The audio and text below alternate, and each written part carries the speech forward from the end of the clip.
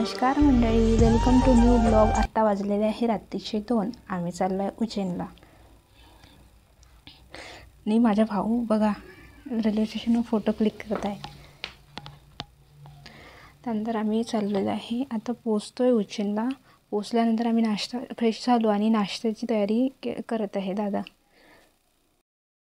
चाललेलो आहे मंदिरात आम्ही, आणि तिथे भावेशनी आणि आम्ही सगळ्यांनी टिक्के लावून घेतले। मंदिरात पुढे जात असताना खूप गर्दी दिसली आम्हाला। सगळीकडे लोटस वगैरे दिसतात, छान मस्त असं स्वर ऐकायला येतं। मृत्यूंजय मंत्र खूप मस्त वाटतं, खूप छान असं वातावरण। सगळीकडे सगळे लोक फोटोज वगैरे क्लिक करतात, खूप छान वाटतं। पुढे चाललं आहे,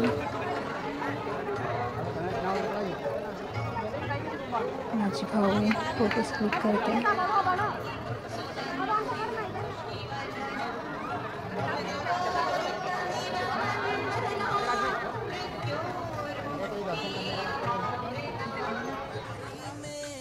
मी दर्शन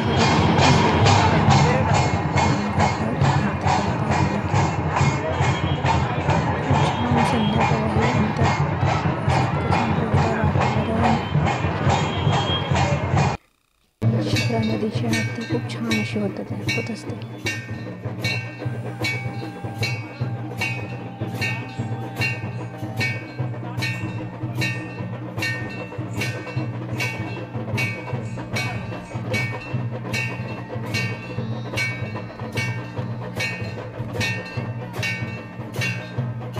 नदीची आरती करून आम्ही आलेलो आहे ते बघायला दिव्याची आरास।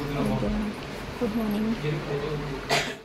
हे झालं सगळे रेडी, आणि आता माझे भाऊ बघा कशी मस्ती करत आहे, छान एन्जॉय करत आहे ते।